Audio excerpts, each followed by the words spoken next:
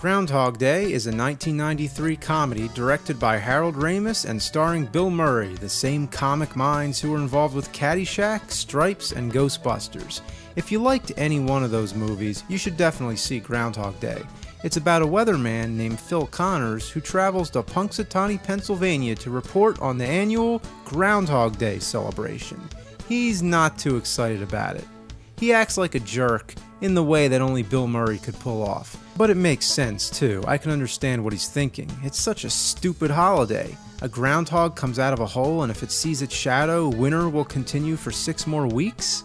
What if you see your shadow before the groundhog does? What if there's a cloud passing? Or what if the groundhog doesn't come out of the hole? What if it's dead? Why didn't my video wait till Groundhog Day? Because who cares? That's the beauty, that the filmmakers picked such a random day. There's enough Christmas movies out there, you know? After a snowstorm, Phil has to stay in town for an extra day. He wakes up the next morning to find that it's Groundhog Day again. He's living the same day on repeat in an endless loop, and only he's affected by it. Nobody else is aware.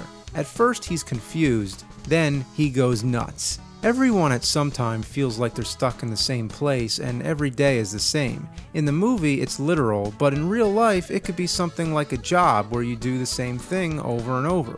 That shot with the alarm clock where the digits come slamming down, that's such a great image. But Phil has no consequences.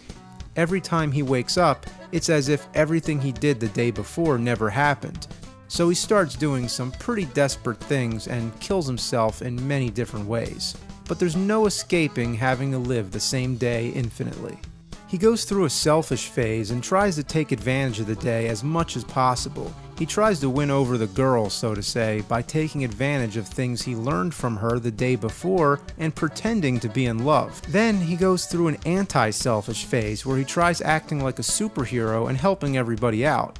Now, just for the sake of creative thinking, we assume everyone's memories are wiped clean in the morning, but I can't help but feel every day creates an alternate timeline where everyone around Phil is living in the consequences that he created. Just an idea. I've also wondered what would happen if he didn't go to bed. Would everything just stop and reset?